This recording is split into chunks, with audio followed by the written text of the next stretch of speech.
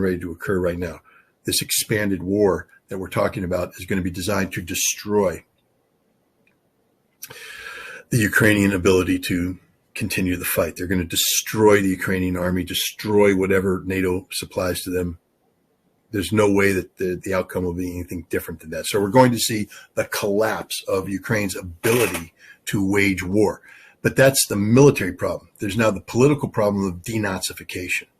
And in order to make that happen, Russia has to destroy the Ukrainian nation, which they're going to do through the strategic air campaign.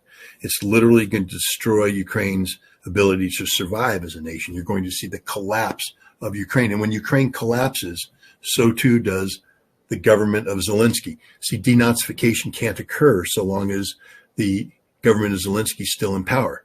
So the Russians are going to seek to collapse Ukraine, collapse that, get a new government in place, and that government will no longer have the support of NATO because the Ukrainian army is destroyed, and they will be compelled to accept unconditional terms of surrender dictated by Russia. That's the way I see this playing out.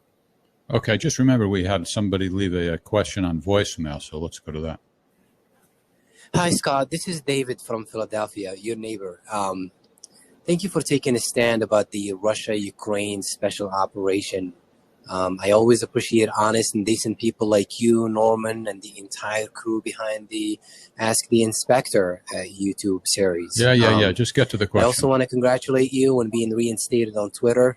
I'm pretty certain that Maverick is as excited about that as you are. This guy's doing a one-man show. I was just wondering if you would ever go back to Russia should an opportunity present itself for you and your family.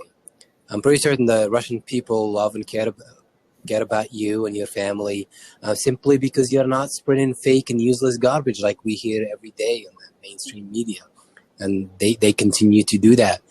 That's my question. So please be safe out there. Thank you for always being there. And by the way, I miss your my 2-minute topic that you do on your Telegram channel. I hope you can.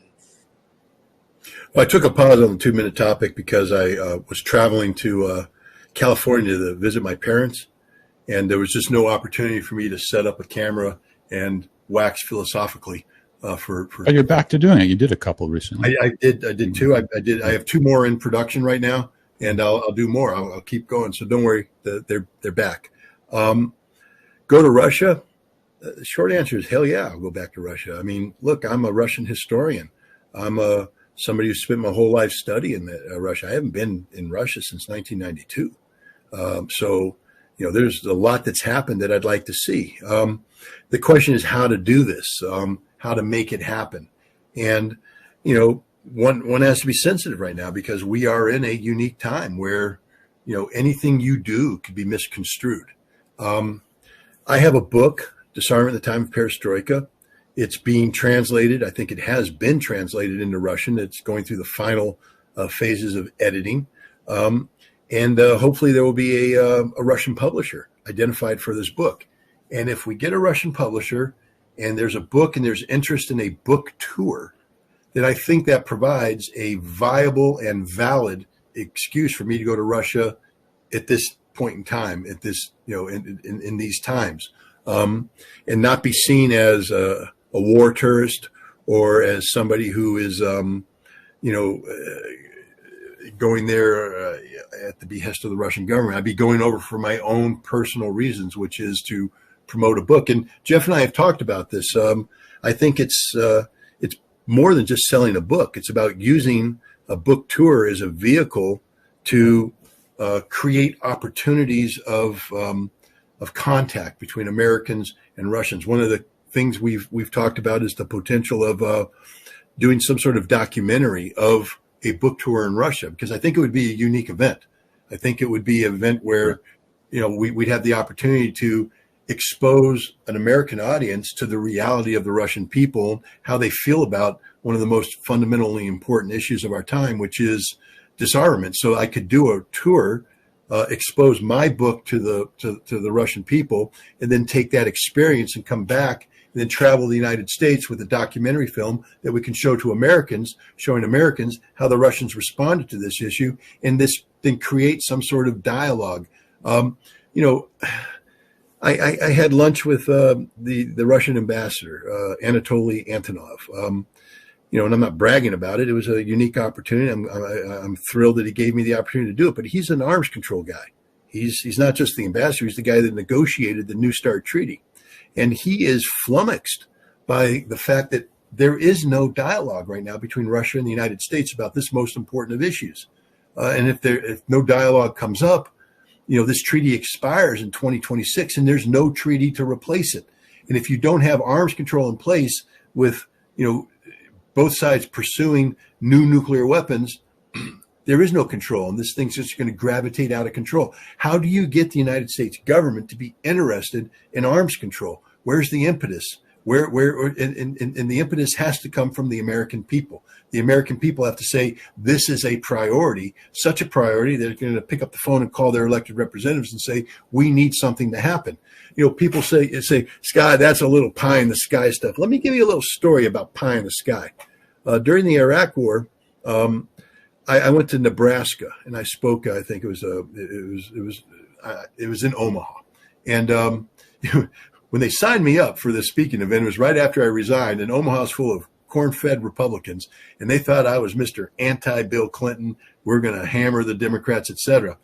But by the time the event came around, I think people began to realize that it's a little bit more nuanced than that I wasn't anti-Bill Clinton. I was anti-bad American policy. And so I showed up, and this was an audience of around 5,500 people of all conservatives. And this is one of these, it's a fundraising event. It's a speaking series. It was done on behalf of Udahali Girls School or something like that. So people come and, they buy tickets, and the money is used to support the school. So all these conservative people are there.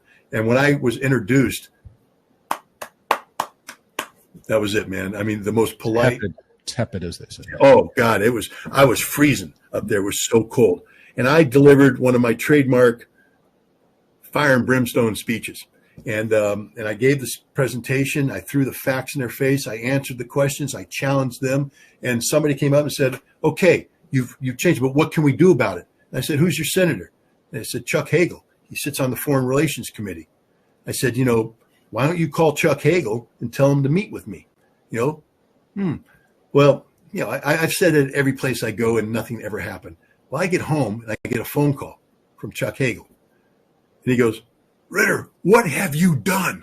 I said, what are you talking about? He goes, my phone won't stop ringing. The fax machine won't stop ringing. I got thousands of people calling, and they all say I got to meet you. When can you get down here to Washington, D.C.? So I went to Washington, D.C. Now, when I met with them, the interesting thing is most of the times, because I've met with a lot of politicians, what you get is you're greeted at the door, and they have a photographer there. And they come in and they shake your hand and they smile, and the photographer takes the picture. Then you go in and you have about a 5-minute thing before the secretary comes in. Senator, we have the important 5 o'clock. Well, Scott, it's been a pleasure talking to you, da-da-da. And nothing ever happens. Chuck Hagel came in and we started talking, and the secretary and Hagel said, clear my schedule. We're staying here. Hour and 45 minutes. One-on-one with Chuck Hagel talking about Iraq. And it had a significant impact. So the people can have an impact. The people can get things done if they want to get things done. All right. Speaking of fire and brimstone speeches, Scott will be speaking in New York on Sunday, despite the Russian Samovar cancellation.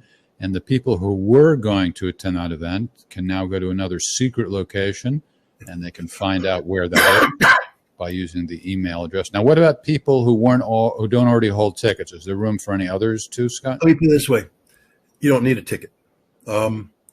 If you find a way to get the information, and I have to say honestly, I'm going to screen every request, and if it doesn't come off, if I don't know you, if this is out of left field, I'm just not going to respond, because we are worried that there's an element out there that's going to seek to disrupt this. So not everybody's going to. But if you bought a ticket to the Russian Samovar, that's between you and the Russian Samovar. There's nothing I can do about that. They said they're going to refund your money, and I have trust and confidence in them. The venue that's being set up, it's for a lunch. The lunch is being provided free of charge by the host. Wow. So anybody who shows up is going to get a free meal. Now, I have a whole bunch of books that were supposed to be part of the ticket that people paid. If you want a book, it's going to cost you $30. What we're suggesting is that people who come provide a donation of $40. So $40 gives you a book, gets you a lunch, $10 lunch, but you're actually getting a good lunch. This is a good restaurant. And you're going to get a presentation by yours truly. I'll try to make it as fire and brimstoning as possible. Then I'll answer questions. And again, this is going to be about arms control. We're going to stay true to the purpose of it. This is going to be about my book, about arms control. I'm going to try to avoid getting sucked down the rabbit hole of the Russian-Ukrainian conflict. That's the time I did a talk like that in Bethlehem. You can watch the video if you want to hear that. This is going to be about arms control, about the book. I'll answer questions, and then I'll sign the books. And I think that's a heck of an afternoon. It starts at 12 in the afternoon. It'll go till 2 for $40. I mean, there's not much more. There's not much you can do in life for $40 that gives you that much excitement. All right. Well, thanks to everybody who watched, and special thanks to the folks who contributed with the financial donations. We do appreciate that. Tori Mansfield backstage, as usual, doing a superb job. The winsome savant. She and I and Kevin Michelizzi co-host another podcast called Scenes from the Evolution. It'll be on Sunday at 1 p.m. Eastern Time. Scott's getting some signals from Voldemort right now. Is there something that you want to say? Something that needs to be corrected? Also, Ask the Inspector happens on Tuesdays as well. The start time on Tuesdays is 3 p.m. Eastern Time, and that's what we call the lightning round, in which Scott answers all questions within. All right, Jeff, I don't mean to cut you off. No, it's okay. I cut you off before for a Bob Dylan quote. But I'm being told that there's a live chat function on this. So people who are watching this, they have a live chat function. And for instance, Ganesh Srinivasan, who has donated $50, asked the question, there we go. Looks like NATO successfully gaslighted the Poles. Will Russia avoid confrontation? See, so can you just explain to me what Voldemort's point is? We know there's a chat. That's what we do the whole show referring to. She just felt like they were highlighted questions, and I was duty bound to answer them. That's all. Oh, I see. Well, that's true. I mean, we can't get to all of them, but if you would like to continue and address what I would do is, out of respect to Voldemort, because you don't want to piss Voldemort off. No. I just didn't understand. What her point was. Avacadabra, and then you die, and it's very ugly. Okay. So I think, sometimes you give me the option. You say, Scott, you look tired. We do 3 more. So why don't we do 3 more?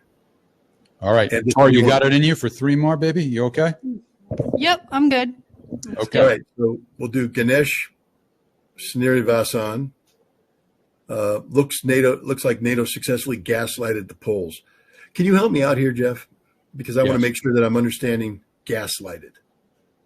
Does that mean played them for fools? Does it mean set them up? What? Well, how do you understand gaslighted?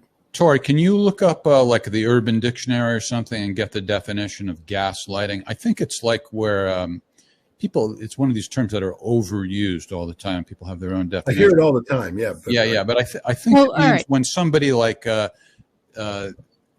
just gets you irritated and they're throwing their own the dictionary. The dictionary says manipulate someone using psychological methods into questioning their own sanity or powers of reasoning. So it's making people feel crazy when they're not. Okay, so now let's read that in. The Poles, I think what they're getting at right now is that Poland is mobilizing. They're mobilizing reserves to train them. 300,000 seems to be the number that they're talking about. Although I don't, that's a theory. I think right now the numbers are much more modest than that. But they are building a new armored division, and they have the potential of maybe building another one down the road. And a lot of people are reading into this, saying that this is Poland preparing to launch an offensive strike into Western Ukraine to seize Western Ukraine. And so I think the implication of the question is that Poland's being set up by NATO to do this. Let me just throw my 10 cents out here. NATO can go to war under 2 circumstances. One is Article 5, which is collective self-defense. If one of the people are attacked, in theory, NATO can respond and defend them. NATO's only invoked Article 5 once, and it wasn't involved wars after 9/11. The United States begged NATO to invoke it for political reasons, and NATO ended up flying some Luxembourg AWACS aircraft over American airspace and put some Navy ships in the Mediterranean to stop immigrants, illegal immigrants, from being smuggled in. It had nothing to do with responding to Al-Qaeda or anything of that nature. NATO does go to war, though. They've gone to war often. It's under Article 4. Which nations can convene an Article 4 session and say that a threat exists to their security that could require the collective response. Libya, Serbia, Afghanistan, others are Article 4 interventions. The Baltic states and Poland have already invoked Article 4 in anticipation of a crisis taking place in Ukraine. But NATO isn't going to authorize. NATO has made it clear their policy is to avoid direct confrontation with Russia. So if Poland were to go into Western Ukraine, gaslighted or not, they're going to do so void of Article 4 status, which means they're not going to be NATO. They're going to be Poland, which means they're all going to die. Russia will not allow Poland to come in and take Western Ukraine. One of the reasons why the Russians and the Belarusians have built up this massive joint group of force up there is because of Belarus's concern that, Belarus, Lukashenko, the president, has said, I don't want to send my troops into Ukraine. We're not going to do it. Isn't going to happen unless we're attacked by Ukraine or the Poles move into Western Ukraine. We're not going to let the Poles extend their border, wrap it around the south. We're not going to allow that to happen. So if Poland comes into Western Ukraine, we're going in to beat them.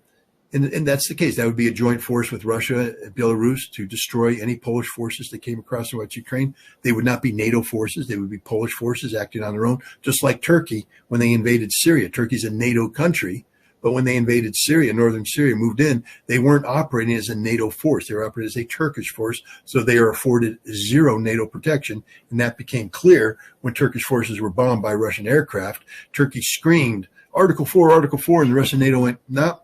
You're on your own on this one. So I don't think Poland's being played. I think there's some nationalist movement, forces in Poland that talk about, historically Western Ukraine being Poland. They're right, but today it's not. It's part of Ukraine, and I think as much as the difficulties that the Western Ukrainians provide to the Russians and to the Belarusians and everybody. They're not going to let Poland come in and absorb that territory. There will be a fight. Poland will lose that fight. And Poland knows this. NATO knows it. So I don't think we're going to see that. Now, that's based upon the circumstances that exist now. Down the road, if Poland perceives weakness on the part of Russia, if the Russian offensive doesn't work, if Russia comes off as weak, then maybe Poland will feel emboldened and try to make a move. But as things currently stand, I think the Polish military buildup is more to answer domestic political calls for strengthening Poland against the fear of a Russian attack, as opposed to preparing Polish forces to move in on Western Ukraine. Okay, two more questions. Timur Palchavev. What do you think about discussions in Russia on returning Stalingrad's name to the city of Volgograd? For a majority of Russians and the rest of the world, Stalingrad means a victory over Nazis.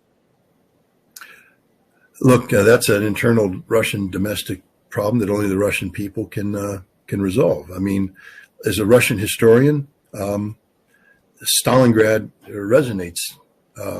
It used to be called Tsar. Back in the Russian Civil War, Russian Revolution. Tsaritsyn? Something like that. About the Tsars, city of the Tsars. It got renamed Stalingrad. And then, during the 50s, when Stalin became inconvenient, they renamed it Volgograd. But everybody knows. I mean, when you go to Mamayev Hill and you have the statue of Lady Victory over there, that's Stalingrad, man. It's the Battle of Stalingrad. From a historical perspective, it's Stalingrad. And I think Russians now are becoming a little bit more sophisticated about their history.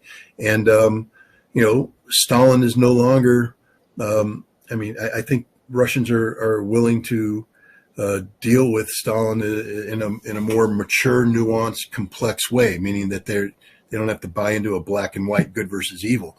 You don't have to sit there and say everything Stalin did is great or everything Stalin did is evil. I think people are now able to say Stalin was, a product of history, our history, and we need to know and we need to understand that. And when we talk about Stalingrad, the city, it is a symbol of Soviet/Russian victory. So I think that there's a lot of people right now, especially in this time and age, where the Russians are once again facing, the odious ideology of Nazism in Ukraine. There probably are a significant element of Russian people who say we should go back to our roots. We should get the city back to the name that everybody knows it as. It's not the Battle of Volgograd. It's the Battle of Stalingrad. Okay, somebody asked where they can buy or how they can buy a U.S. tour of duty hat like this. The answer is not yet. Let you know when it's available. I appreciate the question and the interest. And our last question of the night from Mark MSMH from Czech. What's the way to say it now? The Republic of, how do you say it? The Czech Republic? The Czech Republic. No, okay, that's the correct way. Scott, do you have an analysis to the New York Times Bucha documentary movie? 30 minutes, birth took about 9 months. Every time the CIA wants to say something, aren't they using New York Times usually? I wrote a Substack piece a while ago on, I think it was PBS Frontline did a Bucha story as well. So I wrote a Substack on that, and I basically tried to put that in perspective. And the bottom line is there is no evidence of a war crime being made. They were arguing one thing, trying to interpret that as another thing. It was complicated, etc. I've watched the New York Times Bucha documentary, and basically what they're trying to do is pin responsibility on a Russian airborne unit. They've gone through great lengths to show videotapes that show paratroopers coming in. The commander of the paratroopers. And they're showing all this stuff and they're saying, so we know the commander's there, therefore he's a war criminal. But if you watch the documentary and then you read the transcript, they make it clear. We have no evidence that any paratrooper committed a war crime. They say that. And yet the whole thing's about creating this storyline that they want to jump in. They bring in people, a war crime was committed, but then they say, well, we have no evidence that any of these people committed a war crime. We have no evidence that anything like this happened. And what they forget, because, they try and say, and here, a civilian is moving down the street and is shot by a Russian thing, and they're like murdering civilians. What they don't mention is in the lead up to that, the civilians were manning barricades and hitting the Russians with Molotov cocktails and doing everything civilians aren't permitted to do in war. Civilians, as I mentioned in my response to the Frontline piece, were being spotters. They were on their cell phones and they would call in targets. They become combatants in that way. And people who were caught on their cell phones calling in targets got executed because they don't have any rights. That's what happens when a civilian becomes an illegal combatant. So I was going to write a response to the New York Times piece, but what I basically, Marine Corps knife hand. Hoorah. But it was funny. There was a time when the Marine Corps, when they were going through a politically correct phase, they banned knife hands. I wasn't in. When I was in, knife hands were allowed. But recently they banned them. But then General Mattis, Mad Dog Mattis, who went on to become a Secretary of Defense under Trump, he posed, even though it was official policy for no knife hands, he posed with Marines and they were all knife-handed. So it was pretty cool. But the thing is, I was going to write something about this, and I actually started, but it turned out I was going to write the same thing. I was making the same arguments that I made for the Frontline piece because the New York Times story is as superficial as the Frontline piece was. That's just the way it is. And I just didn't think it would be good to literally replicate the paper. I mean, basically take the article I already wrote and just erase certain things, put in the New York Times instead of Frontline and make the same, because it's literally the same argument. It's a fundamentally flawed. It's bad journalism. It's deceptive journalism on the part of the New York Times. They ignore a lot of history. They don't ask the right questions. They basically went in to prove something, and they cherry pick the data to prove what they did. But even then, they admit at the end, we have no evidence a war crime took place, that these people committed a war crime. They have no evidence. All right. When Scott says it's bad journalism, this is the 2023 winner of the Serena Shim Award for Uncompromised Integrity in Journalism, making that judgment. So once again, congratulations to you, Scott, for winning that award. And good luck on Sunday. Thanks again to Tori, and we'll